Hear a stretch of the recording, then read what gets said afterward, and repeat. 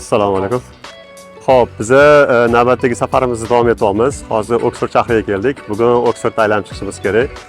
Akademik shahar qanaqa bo'lishini ko'rib ketamiz. Oksford universiteti qayerda joylashganligi, qaysi binodaligini ko'rib ketamiz. Ko'pchilik uchun bu qiziq bo'ladi deb o'ylaymiz. Shunday, Xudo xolasa, turni boshladik. Safarimiz bexatar bo'lsin. Mana bu eng katta velosiped parkovkasi. Odamlar qayerdan o'zini velosipedni topib oladi bilmayman-ku, lekin bir qaraganda 400-500 ta WhatsApp ko'ringan edi. Said Business School bu anaqa Saudiya Arabistonida sponsoriz qilgan, o'shanga Saud yozilgan. Arabchasida. Ha, arabcha ismda. Ko'p anaqa CEOlar mana shu o'qiydi. Garvard programmasi bo'yicha o'qitadi bular. CEOlarni, anaqalar, vazirlarni, boshqalarni. Juda ham katta anaqa topda turadi. Bularni alumni klani, alumni anaqasi networkingi juda kuchli. Ya'ni bu yoqqa siz faqatgina o'qishga kelmaysiz. Asosiy fokusingiz 1 yildan keyin siz alumni klubga, bitiruvchilarning klubiga a'zo bo'lasiz-da, siz tanishishingizga, boshqa qilishingizga. Bu ancha zamonaviyroq ekan-a? Bu yangi qurilgan, ha. Programmasi o'sha anaqanikidagi Garvard programmasi.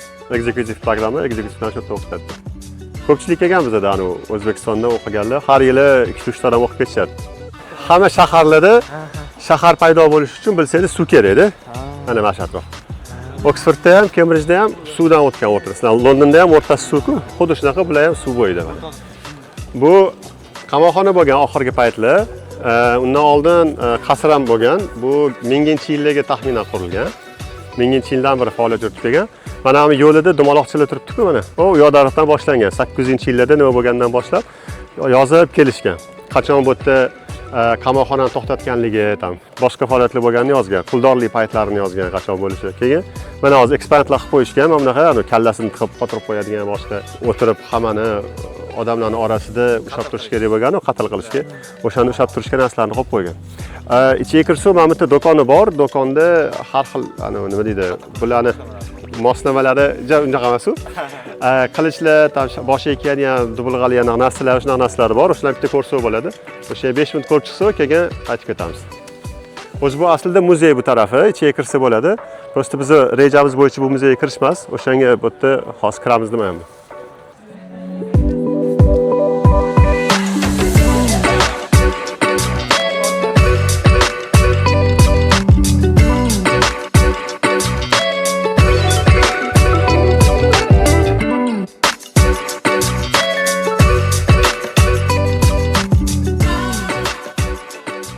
Biz shopping centerdan chiqdik hozir. Endi o'sha qadimiy shaharni aylanishga o'tamiz. Safarimiz bexatar bo'lsin. Oksfordda nima qilingan? Bitta alohida bino qilib turib, o'sha yerga o'qish qilinmagan. Bizda madrasa stili bor, agar bilsanglar. Madrasalarni Buxoroda, Samarqandda ko'p ko'rgansizlar. Birinchi qavatida darsxonalar bo'ladi, ikkinchi qavatida yotoqxona bo'ladi va to'rtburchak shaklda bo'ladi, to'g'rimi? Ayni xuddi shunaqa bu yerda kollej deyiladi, kollejlar qurilgan. Ya'ni qayzir podsho yoki qayzir landlordlar, ya'ni yer egalari o'zi uchun kollej qurgan. Buxoroda ham agar bilsanglar, boylar talabalarning haqqi bor deb talabalarni tekinga o'qitadigan anaqa qilgan, challenge bo'lgan, musobaqa bo'lgan ularning orasida. Ya'ni kim ko'p choyxonada o'tirishgan paytligida kim iPhone nechchiligini, boshqa emasdi, kim nechta talabaga dars berayotganligini maqtanish bilan choyxona qilishgan bo'lganda. Shunaqa davr bo'lgan. Menda 500 ta talabam bor desa, menda 1000 ta talabam bor degan. Ya'ni o'qish tekin bo'lgan. Talabani haqqi bor. Talaba och qolish kerak emas, bilim olish kerak, boshqa narsa bilan mashg'ul bo'lish kerak emas degan shunaqa fikrlash bo'lgan u paytda. Va Buxorodagi domlalar ham o'zining uyida dars beravergan. U madrasaga kirib dars berish shart bo'lmagan. Tushunyapsizmi? Shu sababli siz borib domlani siz tanlagansiz. Siz qaysidir madrasada yashaysiz, dars olasiz madrasada, lekin bitta sezonda xuddi shunaqa biznikidagi 2 tadan 4 tagacha bu yoqda bor-ku, mana 2 ta yoki 4 ta olasizlar anaqa modullarni. Xuddi shunaqa bo'lgan. Nimaga? Chunki bitta fanni oldin oxirigacha tugatib olsin, keyin keyingisiga o'tsin degan narsa bo'lganda. Domlani bo'lsa, yo sizni madrasangizga kelib dars bergan yoki qaysidir domlaga borib o'qilgan. Eng qizig'i, qaysi domlada o'qishingizdan qat'iy nazar siz Buxoroni bitirdim, Samarqandni bitirdim degan nom olgansiz. Cho'slar Palon universitetini bitirdim emas. Xuddi shu Oksford bilan Kembridjda xuddi shunaqa. Kelayotganda bu yerda hozir 43 tami kolleji bor. Kollej deyiladi, o'sha to'rtburchak shaklda qurilgan alohida. Siz arizani kollejga topshirasiz, kollejga o'qishga kirasiz. Kollejga o'qishga kirganingizdan keyin o'sha sohangiz bo'yicha, boshqa bo'yicha keyin ular sizga darsni tashkillashtirish bilan shug'ullanadi. Bu yerda binolar bor, darsxonalari, laboratoriyalar, boshqalar bor, alohida binolarda. Ana o'sha binolarga borib dars o'tasiz. Ya'ni har xil kollejlardan professorlarni olishadi-da, hozir bitta binoga kelib dars o'tishga ularga joy qilib berishadi. Talabalar ham har xil kollejdan kelib turib dars o'qiydi. Ya'ni sizda bizda O'zbekistonda qanaqa siz bitta kursga kirdingizmi, 4 yil o'sha kursdoshlaringiz bilan bitirasiz, to'g'rimi? Bu yerda unaqa emas. Bu yerda bitta fanni siz boshqalar bilan o'qiysiz, boshqa fan yana boshqalar bilan o'qiysiz. Har safar aralashaverasiz. Shuni hisobiga bir xil fikrlash doirasida bo'lgan odamlar bir-birini ko'rishi, tanishishi ehtimoli ko'proqda. Chem bitta kursda o'qigandan ko'ra. Endi boshda bu yoqda kollej qurilishi boshlangan paytda tub aholisi bu yerda bo'lgan. Ya'ni bu yerda o'zining aholisi bo'lgan, kollejdagi talabalar bo'lgan.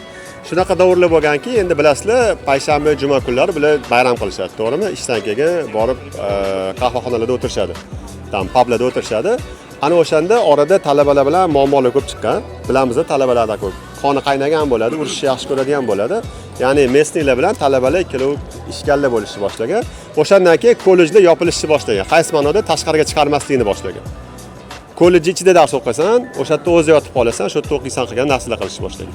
Keyinchalik hozirgi kunlarda o'sha ancha yengillashib boshlagani uchun oralarda 100 yilcha oldin ochib olishgan bu narsa. Demak, o'shanga ham hozir agar hammamizda bizning fikrimiz bor, boya so'raganlaridagi kampus bo'ladi, o'sha yerda universitetda o'qiyman, xudoga Side Business School'ni ko'rdik-ku, mana shu Side Business School deb biz qo'l bilan ko'rsata olamiz. Oxford universiteti unaqa emas. Oxford universiteti o'sha 43 ta kollejdan iborat va o'shalarning hammasini jamlanmasi universitet hisoblanadi. Universitetning rektori shu kollejlardagi menejmentda qatnashayotgan odamlarning ichidan saylanadi. Ya'ni siz kollejda professor bo'lsangiz yoki o'sha yerda boshqaruv, kollejni boshqaruvida ishtirok etadigan odam bo'lsangiz, o'shalarning kollegiyasi bo'ladi. Assotsiatsiya deymizmi, nima deymiz? O'shanaqa bo'ladi. O'shalar gaplashib turib bitta odam rektor qilib nomzodni qo'yishadi. Agar rektor bo'lsangiz, bu yerda bitta alohida qasr bor, rektor yashaydigan. Ya'ni qaysi har 5 yildami shunaqada rektor almashib turadi. Har almashganda o'sha qasrni olib keyingi rektor yashashga berishadi. Ya'ni rektor har doim bitta binoda yashaydi, prosta 5 yilda bir arendasi almashadi. Va tanlanganda shularning ichidan tanlanadi. Yana bitta qiziq fakt qilishgan, bu iqtisodga zo'r yordam beradigan narsa, ya'ni siyosatga ham, iqtisodga ham, davlatning rivojlanishiga. Sizlar talaba bo'lib Oxfordga yoki Cambridgega o'qishga kirasizlar. Oxfordga kirganingizdan keyin sizlar bu yerda o'qiysizlar, bitirasizlar, keyin o'sha katta odam bo'lib qayerdadir ishlashni boshlaysizlar. Masalan, deylik o'sha davlat vazirliklarida boshqada ishlaysizlar. Bitirganingizdan keyin sizlarni Oxford yana qaytadan professor qilib ishga ola oladi. Chunki sizlarda bilim bor, bu yerda bitirgansizlar. Sizlarda tajriba bor. 15-20 yil sizlar ishlab qo'ydinglar, o'sha sizlar kimdir muammosi bilan kelsa, uni oson yo'li bilan hal qilib bera olasizlar yoki kimgadir oson yo'l bilan tushuntira olasizlar. Qaytadan yana universitet o'ziga olib qoladi. Shu sababli boyagi sikl aylanishni boshlaydi. Ya'ni yangi kelayotganlar tajribasi bor bo'lgan va bilimi bor bo'lganlardan ilm oladi, ketadi, tajriba orttirib ishlaydi, yana qaytib kelib shu yerda dars beradi. Endi o'zingiz o'ylab ko'ringlar, bunaqangi sikli bor bo'lgan joyi bor bo'lsa-da, siz endi davlat arbobisiz, sizga yangi qonun chiqarishingiz kerak. Xalqqa qaysi biri foydali? Siz nima qilasiz? Xalqdan qidirib yurmaysiz, odamlarni qidirib yurmaysiz. To'g'ri, universitetga kelasizda, "Akalar, mana bunaqa narsa qilmoqchimiz, nima deysizlar?" deganda, bular sizga javob bera oladi. Chunki bularga hozir yangi kelayotgan yoshlar ham ichida bor, oldingi tajribasi bor bo'lgan professorlar ham bor. Sizga ham yuqori, ham quyi klassdagi odamlar bor-da, sizga to'g'riroq, yaxshiroq ma'lumot bera oladi. Demakki, hozirgi ishlab turganlarni ham universitet bilan o'shanga aloqasi bo'ladi. Shu sababli bularni ham alumni bitiruvchilarni anaqasi, nima deydi? Guruhi juda ham rivojlangan. Islamic Research Center bor, Islom izlanishlari kolleji bor. U sal teparoqda yarim soatlik yo'lda. U oxirgi qurilganlardan uni Sheyx Zaydning nomiga qurishgan, Emiratda anaqa Zaydning nomiga qurishgan. Ichiga kirsangiz shakli xuddi shunaqa to'rtburchak, lekin bizani islomiy arxitektura bilan qurgan. Naqshlari, boshqalari, lekin bir xil, 2 qavatli, birinchi qavat darsxonalar, masjidi bor ichida, ikkinchi qavat yotoqxonalar, boshqalar. Professorlar xonalari o'zini shunaqa qilingan. Oxfordning yasalishida madrasani men bekorga aytmadim. To'g'ri, O'zbekistondan emas, ko'proq Bag'doddan olishgan, chunki Bag'dod u paytda bo'lgan. Ayni o'sha Bag'dodnikini olib kelib o'tga tadbiq qilganda, o'sha boyigidagi 4 tagacha fan o'qitilishi, bitta semestrda xohlagan odam o'qitilishi, o'sha domlani bu yerda shu shaharda turgan domlani bitirganligi uchun shu shahar universitetini bitirdi degan nomi berilishi o'sha yerdan olingan. Hasanxon domla bitta maqola yozdilar. Hasan Yahyo domla. Hasanxon domla bu yoqqa kelganlarida Oxfordga keldik birga. Juda ham ko'p savollar berdilar. To'g'risi o'ylab ko'rmagan savollarni berdilar. O'shanda bu yerdagi muhitni yodigini solishtirib, Oxford va Cambridgeni Buxoro va Samarqand bilan solishtirmasini yozib berdilar. Bitta 20 tacha solishtirmani berganlar, o'sha yashashi-yu, dars berishi, faktlar bilan berganlar. Mana bu yerda palonchilar yashagan, bu yerda pismonchilar yashagan, mana bunaqa bo'lgan qilib bir o'qib ko'rsanglar bo'ladi. Bitta qiziq fakt bor. Oldin kollejlarda qizlar o'qish mumkin bo'lmagan. Taxminan shu 1700 largachami shunaqagacha qizlar kollejda o'qish mumkin bo'lmagan, faqat erkaklar o'qigan. O'shandan keyin qizlar uchun alohida kollej ochishgan. Ya'ni qizlar kolleji qilib ochilgan. Hozir endi aralash o'qishadi, oldin alohida qizlar bizda ham anaqa madrasalar bor qizlar uchun. Shunga o'xshagan kollej qizlar uchun qilib ochilganda. Mana bunaqa gullarni ichkarilarga ham qilishganda, juda chiroyli qilib ekib qo'yishadi. Mana bu cherkov ham 1700-yillardami qurilgan. Bu yerda juda ham ko'p cherkovlar bor. Oldin bilasizlar, Kristovoy poxod deydi-ku. Ya'ni xristianlar boshqargan ko'p joylarni, o'sha hisobiga cherkovlar ko'p. Ya'ni cherkovlar oldin boshqargan, keyin u cherkovdan mustaqil bo'lib chiqib ketilib qolindi. Ungacha bular boshqarganligi uchun cherkovlar anaqalar juda ko'p bo'ladi. Bitta qiziq fakt bor ekan. Abdulla Qodiriy o'tgan kunlar yozayotgan paytida u uni choyxonada yozgan ekanda. Nima degan choyxonada yozgan? Chunki o'tda ayni shu siyosatni, davlat boshqaruvi, shunaqa narsalarni muhokama qilishgan bo'lgan va qaror berib turib o'shani kelgan kitobga kiritgan yoki o'zgartirishga kiritgan bo'lganda. Bularda saqlay olishni ham ancha yo'lga qo'yishgandi. 4 tami, 5 tami bunaqa minorasi bor bularni. Bu 1300-yillarda qurilgan. Shakldan, toshdan qurilgan, boshqadan ham bilsanglar bo'ladi. Oldin nimaga xizmat qilgan bilmayman, hozir endi muzey sifatida qolib ketgan. Bunaqalarni hozir shaharda aylanganimizda ko'rasizlar, 3-4 joyida bor. Tepadan kuzatishga, boshqalarga qilingan bo'lish kerak. Mana bu yonidagisi cherkov, o'shanga bitta kirib chiqsa bo'ladi. Bu o'sha eng qadimiy cherkovning bittasi mana shu bularning ichida. Mana shu har bitta turbasi bittadan ovoz chiqaradigan narsa. Bitta 150 tadan 300 tagacha ham bo'ladi turbasi. Katta kichik har xil turbalar. Mana pianinasini ham ko'ryapsizmi, 3 qavat. Birinchidan 3 qavat, ikkinchidan yondan tortadiganlari bor. Post Kaiser kollejlarda imkoniyati bor, oshxonasi, boshqasi to'g'ri keladi. Venue sifatida to'y qilib berishga, nima bo'ladi? 30 kishilik to'y bo'ladi, 20 kishi, 30 kishilik. Ana o'shanda kelib qilishadi. Hozir shu yerda birinchi etaj darsxona, ikkinchi etaj menyu yotoqxona. Shunaqa yoki professorlarning xonalari bo'ladi tepada, ikkinchi qavatda. Palonchi professor, pisonchi professor, shunaqa bo'ladi. Nizomiy Ganjaviyning ham kutubxonasi bor ekan. Qayerda bor ekan? Mana shu nimani bo'lganini o'zi. Bo'ladi. Ha. Hozir shunaqa logosi bor, ana bu logo, mana bu kollejniki mana bu yerga qo'ygani. Mana mashinadan bilib olishadi, hammasini kollejni o'zini anaqa. Bularda bitta qiziq narsa qilishgan. Masalan, tepaga qarasanglar, mana bu logolar bor-ku, hammasi har xil, bir xil emas. Ya'ni qurayotgan paytda shunaqa emblemalarni qo'yayotganda landlordlar, oilalar, boshqalar bo'ladi-yu, hammasini o'zini emblemasi bo'lgan va o'shanaqa emblema bir-biri bilan takrorlanmaydigan bo'lgan. Taku bitta joyini o'zgartirsa bo'ldi bo'lib qolmaganda, o'shaga hammasi har xil bo'lgan odatda. Davom etamiz. Bu yana boshqa bitta kollej. Bunaqa kollejlar ko'p bo'ladi hozir. Oxfordda markaziy kutubxonasi. Mana shu sizlar internetda qidirganingizda chiqadigan joy mana shu bo'ladi. O'zi guruh fotoni ham ko'pincha shu yerda qilishadi. O'zingizlar rasmga tushishingiz uchun ham shu yerda qilishadi. Ana Oxfordga borganmisan deganda shu bino sizlarga isbotda. Borgan. Bu markaziy kutubxona. Bu kutubxona bu 1670'lardami qurilgan. Mana bu yonidagisi undan eski kutubxona. Bu katta kutubxona, qadimiy kutubxonasi. Oldin bu yerda bo'lgan kutubxona, keyin bu qurilgan. Bu kamera shaklida qurilgan, ya'ni o'rtasi bo'shda hozir buni. Chetlari bor hozir buni. O'shanga bu narsani kamera deb atashadi. Kamera deganda bizda bilasizlar, bitta xonani kamera deymiz biz. O'shanaqa narsa bu. Haligacha ham ishlaydi. Nariyoq tarafdan kirish bor, anaqa talabalarga kirish mumkin. Eng qiziq narsasi, mana bu kollejlar hammasi, mana bu ham bitta kollej, nariyoqda bitta kollej. Bu kutubxona, bularning hammasini markaziy kutubxona bir-biriga ulagan. Lekin ko'prik yo'q. Qayerdan ulagan? Yer tagidan ulagan. To'yisizlar kelib o'tib kitob buyurtma qilsanglar, bu kitob qaysi kollejda bor bo'ladigan bo'lsa, yer tagida bularda pochtaga o'xshagan xizmati bor. Borib o'sha yerdan olib kelib bergan bu yoqda. O'shanga bu markaziy bo'lgan. Hamma yoqqa tagidan ulangan bo'lgan. Turlari bor, masalan, kirib borib kelsa bo'ladi, faqat uning uchun biz bu yerda o'qigan kimdir bilan bo'lsa, o'shanda qilsa bo'ladigan narsasi bor. Hammani ham kirgizmaydi. No, haligacha u ishlaydi. Ya'ni yer ostidan kitoblarni tashib olib kelib beradigan qismi ishlaydi.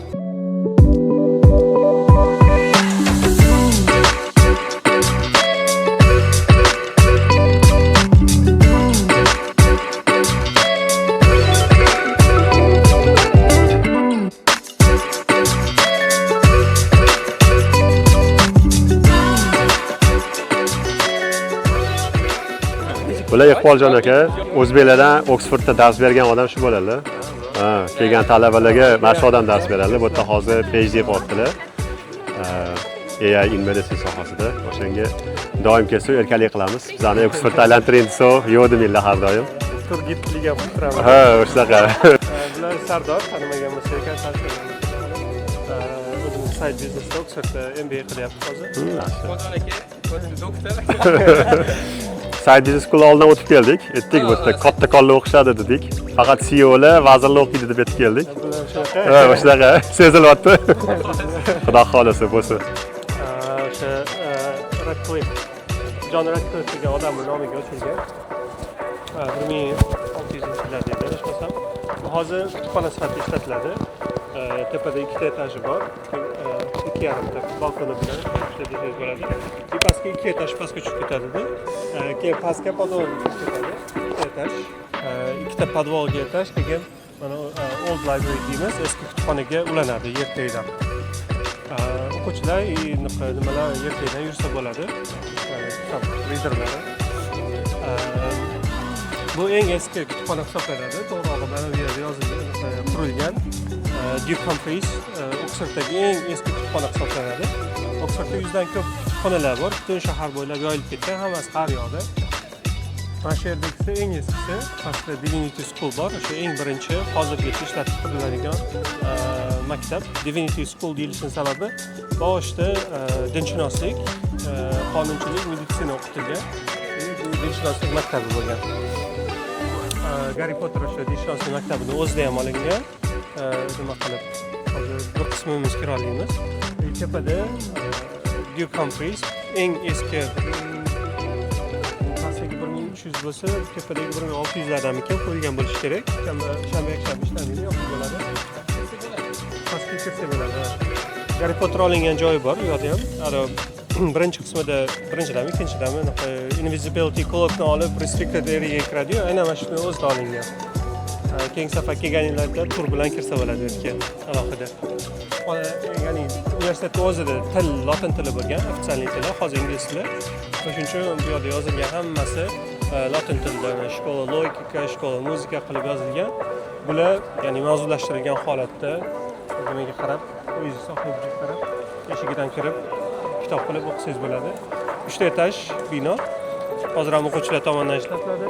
Hozir kanikulga chiqishda ko'p bakalavrlar hammasi yozgi kanikulga chiqib ketgan. Bizga o'xshagan researcherlar qolib ketgan hozir. Shuning uchun uncha ko'p emas. Divinity o'sha dinshunoslik maktabi birinchi bo'lib 1320-yilda, hozir bu yer asosan nima uchun ishlatiladi? Tadbirlar uchun, misol uchun to'y qilayotgan bo'lsanglar, zakaz qilib olib ishlatsanglar bo'ladi yoki bo'lmasam turli xil tadbirlarda, matriculationga o'xshagan joylarda kichikroq odam soni bo'lsa, shu yerda qilishadi. Nikoh boshqa narsa o'qisa ham bo'ladi. Bu yerda o'zi aslida shkola sifatida ochilgan. Asosiy narsasi bu yoqda ikkita odam turib, misol uchun dinshunoslik bo'lganligi uchun bir tarafda bittasi xudo bor desa, ikkinchi tarafda xudo yo'q deb turib nima qilishgan, debat qilishgan. Atrofda professorlar o'tirib, ularni ya'ni baholashgan. Tepadagilar emblemalari. Bu shu olimlar, doktorlar, fan doktorlari.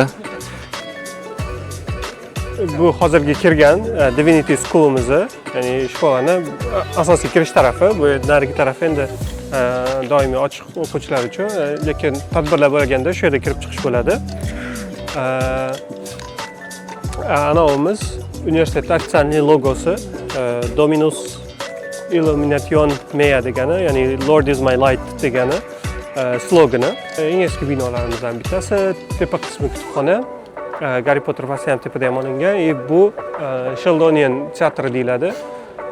Ya'ni universitetda ofitsial seremoniyalar o'tkazadigan zali. Bitiruv kechalari, o'sha matriculation deymiz, o'sha qabul qilish kechalari mana shuni o'zida bo'ladi.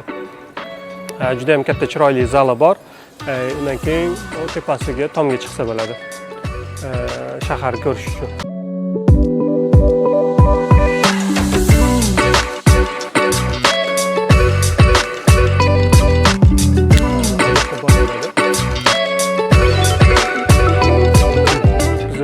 Bitiruvgacha bo'ladigan asosiy zalimiz, seremoniyalar o'tkaziladigan asosiy zalimiz. Bu yerda pastda o'quvchilar bo'ladi. Bu eshikdan yoki bu eshikdan kiradi. Tepada shu ota-onalar, shu o'z guestlari bo'ladi, mehmonlari bo'ladi. Bu tepa qismida o'sha chancellor yoki vice chancellor o'tirib o'quvchilarni qabul qiladi yoki graduationni xayrlashadi. Ana gaunlarni kiyib rasmga tushsanglar bo'ladi. Bitirib nima deydi, gaunni manchalarini kiyib rasmga tushsanglar bo'ladi. Asosiy narsasi shu, eng chiroyli joyi tepadagi shift. Bu yerda o'sha simvolizm ishlatilgan. Bunda yaqinroq qilib ko'rsanglar bo'ladi. Bu yerda simvolizmni qanaqa ishlatganini ko'rsatgan. Simvolizm bo'yicha buni o'zini kartinani ma'nosi so the truth descending upon arts and sciences to expel envy, repugnance and ignorance. Ya'ni ignorance-ni, envy-ni haqiqat tushib haydab chiqarib olyapti degani. O'rtada turgan is truth. And all the other things around it are different subjects of arts and sciences. So there is medicine, there is biology, there is mathematics, all of them representing particular subject area, arts or science, and they're expelling the envy that's at the back, which is dark. Ikkita college bir vaqtda bo'lishi mumkin. 15-20 odam bo'ladi. Graduation'ni o'zi uzoq vaqt davomida bo'ladi. Shunga kiradi. Celebrate qilib ketishadi. Keyin patib kiradi, chiqib ketishadi. Har xil kunlarda bo'ladi. Yilda 3 martamikin, 4 martamikin bo'ladi graduation. Xohlaganingizga kelsangiz bo'ladi. Bahorda bormoqchiman, yozda bormoqchiman, kuzda bormoqchiman deb turib. Shunday bo'ladi.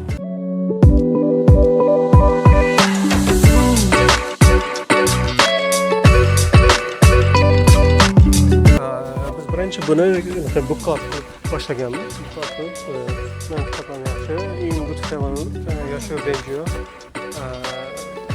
Ana nima bo'yicha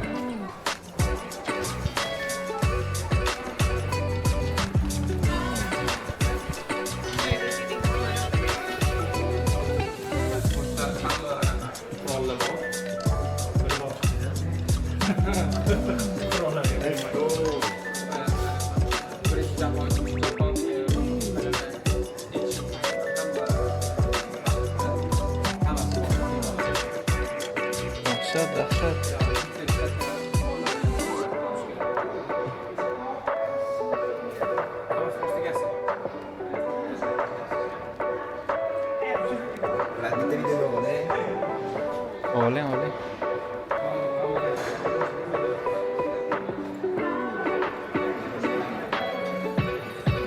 Voydod, mana bu bilan bitta yeb parchalanib ketsangiz bor-ku.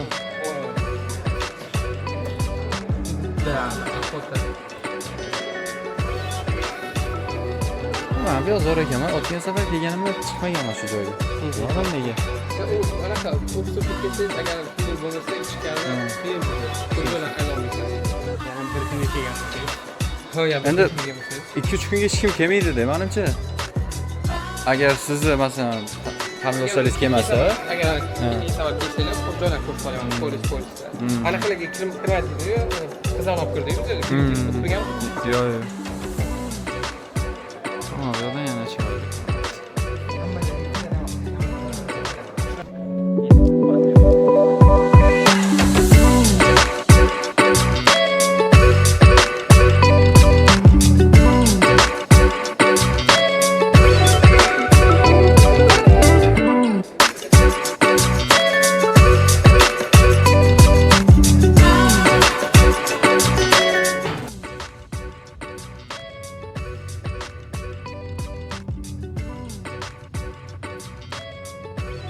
o'zi lecture bergansiz. Dars o'tganmiz. Teaching bo'ladi. Tutor deymiz, tutorial o'tganmiz. O'zi Oxfordda universitet deganimiz o'sha bitta bino yo'q. Universitet bu shunchaki kollejlar jamlanmasi. Bu o'sha kollejlardan bittasi. Keble College deyiladi. Bu o'zimizni madrasa tushunchasi bilan bir xil.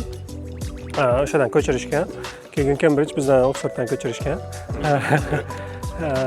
Cambridgeda ham o'ta shunaqa sistema. Ya'ni bizda 39 tamikin kollej bor. Shu kollejlarning jamlanmasi bitta universitet deyiladi. Kollejning asosiy vazifasi o'quvchilarga ijtimoiy hayotini ta'minlab berish. Shu yotog'ini, yeb ichishini, ya'ni ta'minlab berish bepulga emas, pulga, lekin o'shani ta'minlab beradi. Darsxonalari, universitetlarda asosiy 4 ta xususiyati bo'ladi. Mana shunaqangi main quadi, ya'ni katta maydoni bor. Keyin chapeli bo'ladi, cherkovi, ovqatlanish zali bo'ladi, keyin kutubxonasi bo'ladi. Har bir kollej shunaqa. O'quvchilar yotoqxonani shu yerda o'zida tursa bo'ladi yoki bo'lmasam tashqarida o'zlari xohlasa tashqarida tursa bo'ladi. Bu yer arzonroq bo'ladi, utilitylarni to'lamaydi bitta. Darslarni ham shu yerda olishadi, ko'plari ba'zi darslar departamentda bo'ladi, ko'plari kollej o'zida bo'ladi, tutorial sistemada. Ya'ni bitta tutor 4 ta 5 ta odamga o'quvchiga dars o'tadi. Tutor keladi, shu yerdagi darsxonasiga kiradi, 4 ta 5 ta o'quvchiga odatda tushuntirib beradi. O'sha sohasi bo'yicha qanaqa muammolari bor, savollari bor, hammasiga javob beradi. Asosiy katta leksiyasi bo'ladi. Professor leksiya o'qiydi, tutorlar oddiy tutoriallar o'tadi. Shunaqa sistemada dars o'tishadi. Endi laboratoriyaga aloqasi bor, masalan, ximiya, biologiya yoki computer science ga o'xshagan bo'lsa, ular qo'shimcha lab klasslari ham bo'ladi, laboratoriyalar bo'ladi. Shu Savol bor. Oxford universitetidan bitirmagan professorlar yo'q, har xil joydan keladi. Oxfordda bitirgan bo'lishi shart degan narsa yo'q. Просто o'sha, ya'ni professor sifatida katta yutuqqa erishgan bo'lsa, kelib dars beraveradi. Misol uchun, bu yil art bo'yicha, teatr bo'yicha bitta o'qituvchi keladi. U o'qituvchini ko'rgansizlar, taniysizlar. U mashhur aktrisa Lord of the Ringsda Elven Queen bo'lib o'ynagan ayol. Torda ham o'ynaydi, boshqa rollari ham bor. Torda qani opasimi bo'lib o'ynagan ayol. Shu yerga kelib hozir dars beradi mana shu 1 yil davomida. Unaqa mashhur odamlar, Einstein ham kelib dars bergan. Demak, Lord of the Rings kitobini o'zini yozgan odam kollejda professor bo'lgan. Tolkien, C.S. Lewis anaqa Alice yozgan odam ham, Narniyani yozgan odam ham shu yerda o'zi professor bo'lgan. O'zbekda ham bilaman professor. Men taniydigan bilmayman. Yo'q, professor emasman. Bu yerda PhD-lar qancha bo'ladi PhD o'qituvchi misol yoki grantlari bormi? Grantlari bor, mingdan ko'p grant sxemalari bor. Topshirganingizda avtomatik juda ko'plariga qilinasiz, konsidera qilinasiz. Alohida topshirish shart emas. Alohida topshirish kerak bo'lgan grantlari ham bor. Misol uchun Oxford Center for Islamic Studies bor. O'zbekistonda liboy o'sha fanini qoplab beradi o'zbekistonlik odamlarni. Agar topshiradigan bo'lsanglar, shunga qo'shimcha application topshirsanglar, ularga ham konsidera qilinasizlar. O'qish narxlari shu kollejga to'lanadi. Sohaga qarab har xil. Taxminan qaysi? Misol engineeringda medical science, computer science oladigan bo'lsangiz, PhD'si taxminan 32 ming bo'lib qoldi hozir, 32 ming funt. Har yiliga 32 ming. Ha. PhD 3-4 yil davomida. Keyin 3 yil eng tezi, 4 yil eng kechi, keyin 4 yildan ham kechikadigan bo'lsangiz, unda nima qilib berishingiz kerak, justify qilishingiz kerak. Keyin extend qilib 5-yilda o'qishingizga boradi. Yuramizmi? O yerda bitta o'sha peshinga kelib chiqib bo'ldik-ku, endi churchga kirib chiqsak, chapeliga. Bu yaxshi savol bo'ldi. Har bir kollej yillar davomida qurilgan. Eng eskisi 1200-yillarga boradi. 1200-yillardagi qurilganlar o'sha davrning arxitekturasidan foydalangan. Keyinroq 1400-500-yillarda qurilgan o'sha davrdagina. Bu 1800-yillarda qurilgan. 1800-yillarda Angliyada o'zi qizilg'ishdan foydalanish ommalashgan. Shuning uchun bu aynan zamonaviyroq bino. Birinchi borgan binolarimiz imperial tarzda qurilganda, mustamlaka bo'lganda, o'sha paytdagi arxitekturalari o'shanaqa holatda, shunday holatda toshdan qurilgan.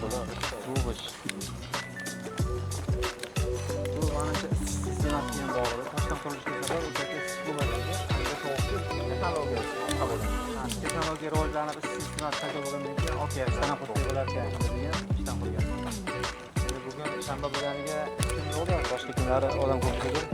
Anaqa yozi paytdagi dam olish ham boshlandi-da, o'sha ko'p o'quvchilar ketgan. Ta'til vaqti. Bakalavr yotoqxonasi o'sha yozga chiqarib yuboradi. Ya'ni yozgacha bo'ladi, iyunning boshigacha. Keyin iyun, julay, avgust extend qilib qolsangiz bo'ladi, lekin ko'plari ketadi.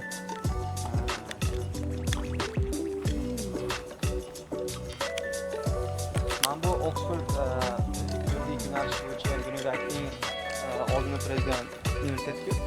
Shu Oxfordda o'qiganlar boshqa davlatlarda ham shu yuridik faoliyat bilan shug'ullanadimi? Anaqasiga qarab, tizimiga qarab, shu davlat boshqa davlatdagi tizim, UKning tizimiga to'g'ri keladigan bo'lsa, qilsa bo'ladi. Kelish kerak. Ha, chunki bular o'zini nimasi, yurikning 2 xil, 3 xil turi bor. Prosta sistemasini to'g'ri kelmaydigan joyda konvertatsiya qilmasa bo'ladi, o'zgartirmasa bo'ladi o'ziga. Shunaqa. Bino ham 800 yil oldingi 400-300-yillarda qurilgan binolar ham shunaqa majestik binolar haligacha turadi. Garri Potter